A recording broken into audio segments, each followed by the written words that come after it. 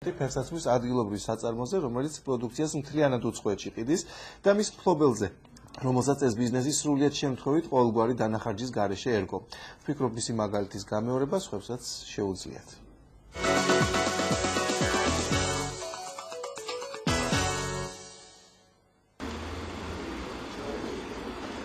ფაქტიურად თავიდან შეხება არ ქონია არასოდეს ფეხსაცმელებთან და ფეხსაცმლის საქმიანობასთან. დამთავრებული მაქვს უცხოენების ილია ჭავჭავაძე სათარჯიმო საქმიანობის დროს გავიცანი ადამიანი ჰოლანდიელი, რომელმაც შემდეგ ესეთი იდეა შემომთავაზა, რომ გავაკეთებინა ერთობლივად ორთოპედიული ფეხსაცმელების საწარმო საქართველოში, რომელიც იმუშავებდა ჰოლანდიური ბაზრისთვის. ბიზნესის გამოცდილების არქონის მიუხედავად ჰოლანდიელმა პარტნიორმა ფულადი 40,000 ევროს გარდა ქართულ თარჯიმანში ერთგვარი ნდობის ინვესტიცია ჩადო, რომლის გამართლებასაც დავითი დღემდე ცდილობს. ქალი კაცი მოკლედ ჩვენთან ყველანაირი შეკვეთა მოდის.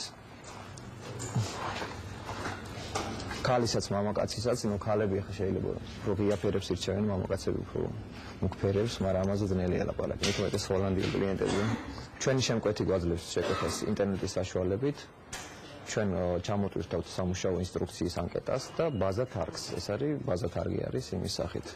ჩვეულებრივი ფაილია, სურათი, დასკანერებული. ამობეჭდავთ აგერდა ჩვენი კონსტრუქტორი ბესიკ დუღაშვილი იწყებს ბაზა თარგის დამუშავებას და პატარა თარგებად დაშლას. ეხლა მოცემულ მომენტში ბესიკი მუშაობს ერთი პატარა ბავშვის ფეხსაცმელზე, ეს არის 2 წლის ბავშვი და მარჯვენა ტერფი აქვს გამრუდებული. ბაზა თარგის დამუშავების შემდეგ ტყავები დეტალებად იჭრება და მკერავებთან მიდის. საწარმო თვეში საშუალოდ 120 წყვილფეხსაცმელს აწარმოებს, რომლის 60% ქალისაა. შეკვეთების ძირითადი ნაწილი ჰოლანდიაში ნახევარფაბრიკატების სახით იგზავნება. კომპანიის თვიური ბრუნა ბოლო თვეების მანძილზე 12,000 ევრომდე გაიზარდა.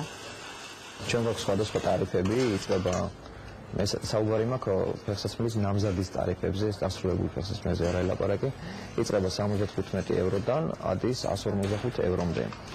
ეს ფასები მოგეხსენებათ ყველასთვის ხელმისაწვდომი არ იქნება საქართველოში, მით უმეტეს რომ ეს არის ნახევარფაბრიკატის ფასი, ანუ დასრულებული ფეხსაცმლის ფასი მინიმუმ ორჯერ მეტი მაინც არის. ჯერჯერობით ჭირს საქართველოში ორთოპედიული ფეხსაცმლის გავრცელება.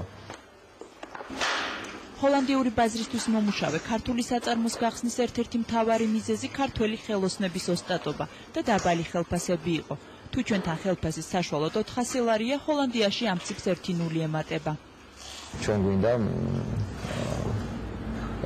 გავაკეთოთ აქ ორთოპედიული ფეხსაცმლის ხელობის სასწავლო ცენტრი, ერთგვარი ტექნიკუმი. ჩვენი სამიზნე ჯგუფი არის ინვალიდები და უმუშევარი ინვალიდები, რომელსაც საშუალება არ აქვს სამსახურებო.